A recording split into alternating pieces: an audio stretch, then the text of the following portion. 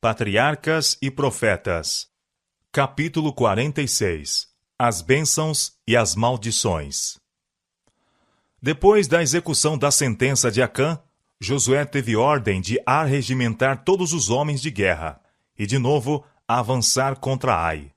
O poder de Deus estava com seu povo, e logo ficaram de posse da cidade. As operações militares agora foram suspensas, para que todo Israel pudesse empenhar-se em um solene serviço religioso. O povo estava ansioso por estabelecer-se em Canaã. Ainda não tinham casas nem terras para suas famílias, e a fim de adquiri-las deveriam expulsar os cananeus.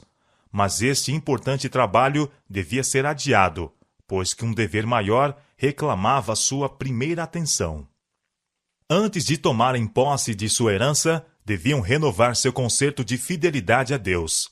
Nas últimas instruções de Moisés, por 2 vezes haviam sido dadas ordens para sua convocação das tribos nos montes Ebal e Gerizim, em Siquém, para o reconhecimento solene da lei de Deus. Em obediência a essas ordens expressas, todo o povo, não somente homens, mas mulheres, crianças e estrangeiros que andavam no meio deles, deixaram seu acampamento em Gilgal e marcharam, através do território de seus inimigos, ao vale de Siquém, próximo do centro daquela terra.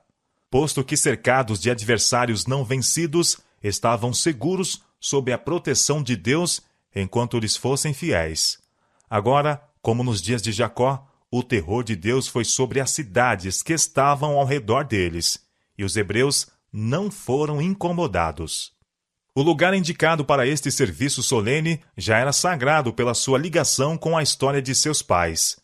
Ali foi que Abraão erigiu seu primeiro altar a Jeová na terra de Canaã. Foi ali que Abraão e Jacó armaram suas tendas. O último comprara ali o campo em que as tribos deveriam sepultar o corpo de José. Ali também estava o poço que Jacó cavara, e o carvalho sob o qual sepultaram os ídolos de sua casa. O local escolhido era um dos mais belos de toda a Palestina, e digno de ser o teatro em que aquela grandiosa e impressionante cena deveria ser levada a efeito. O lindo vale, com seus campos verdejantes, pontilhados de bosques de oliveiras, regados de riachos oriundos de fontes vivas e adornado de flores silvestres, estendia-se de um modo convidativo entre as colinas áridas. Ebal e Gerizim, nos lados opostos do vale, quase se aproximavam uma da outra, parecendo seus contrafortes inferiores formar um púlpito natural, sendo audíveis em uma delas distintamente todas as palavras proferidas na outra, ao mesmo tempo em que os lados da montanha, recuando, proporcionavam um espaço para a vasta congregação. Segundo as instruções dadas por Moisés, um monumento de grandes pedras foi erigido no Monte Ebal. Sobre essas pedras, previamente preparadas por uma cobertura de argamassa, foi inscrita a lei. Não somente os 10 preceitos proferidos no Sinai e gravados em tábuas de pedra, mas as leis comunicadas a Moisés e por ele escritas em um livro. Ao lado deste monumento foi construído um altar de pedras não lavradas, sobre o qual foram oferecidos sacrifícios ao Senhor. O fato de ter erigido o altar no Monte Ebal, monte este sobre o qual fora posta a maldição, era significativo, denotando que, por causa de sua transgressão à lei de Deus, Israel incorrera com justiça em sua ira, e que esta caíra de pronto sobre eles, não fosse a obra expiatória de Cristo, representada pelo altar de sacrifício. 6 das tribos, todas descendentes de Leia e Raquel, ficaram estacionadas no Monte Gerizim, enquanto as que descenderam das servas, juntamente com Ruben e Zebulon, tomaram posição em Ebal, ocupando o vale entre eles os sacerdotes com a arca. Foi proclamado silêncio mediante o som da trombeta que dava os sinais. E então, em profundo silêncio, e na presença desta vasta assembleia, Josué, em pé ao lado da arca sagrada, leu as bênçãos que deveriam seguir-se à obediência à lei de Deus. Todas as tribos em Gerizim responderam por um amém. Então ele leu as maldições, e as tribos em Ebal, de modo semelhante, deram seu assentimento, unindo-se com a voz de um homem, em resposta, milhares e milhares de vozes. Em seguida, teve lugar a leitura da lei de Deus, juntamente com os estatutos e juízos que lhes haviam sido entregues por Moisés. Israel havia recebido a lei diretamente da boca de Deus, no Sinai, e os sagrados preceitos da mesma, escrito pela sua própria mão, ainda se encontravam preservados na arca. Agora foi escrita novamente, onde todos a poderiam ler. Todos tinham o privilégio de ver por si mesmos as condições do concerto, mediante o qual deveriam manter a posse de Canaã.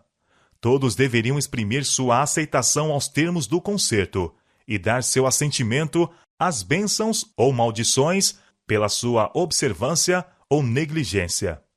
A lei não somente foi escrita sobre as pedras que serviam de memória, mas foi lida pelo próprio Josué ao ouvido de todo Israel.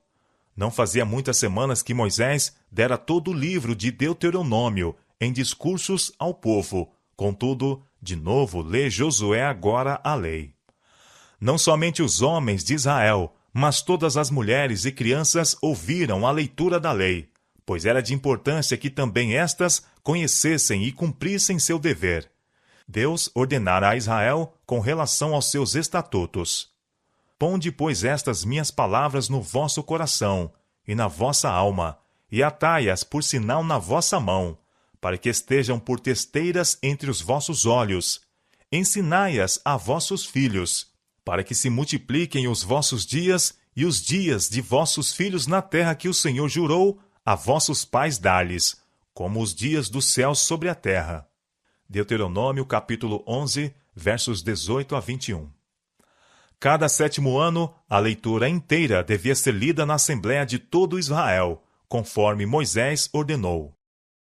Ao fim de cada 7 anos, no tempo determinado do ano da remissão, na festa dos tabernáculos, quando todo Israel vier a comparecer perante o Senhor teu Deus, no lugar que ele escolher, lerás esta lei diante de todo Israel aos seus ouvidos.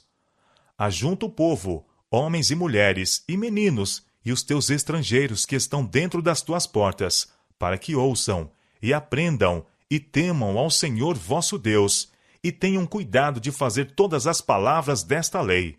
E que seus filhos, que não a souberem, ouçam e aprendam a temer ao Senhor vosso Deus, todos os dias que viverdes sobre a terra a qual ides, passando o Jordão a possuir. Deuteronômio capítulo 31, versos 10 a 13. Satanás está sempre em atividade, esforçando-se por perverter o que Deus falou, por cegar a mente e obscurecer a compreensão e levar desta maneira os homens ao pecado. É por isso que o Senhor é tão explícito, tornando suas reivindicações tão claras que ninguém está no caso de errar. Deus está constantemente procurando trazer os homens sob íntima proteção, a fim de que Satanás não possa exercer sobre eles o seu poder cruel e enganador. Deus condescendeu em falar com eles de viva voz, escrever com sua própria mão os oráculos vivos.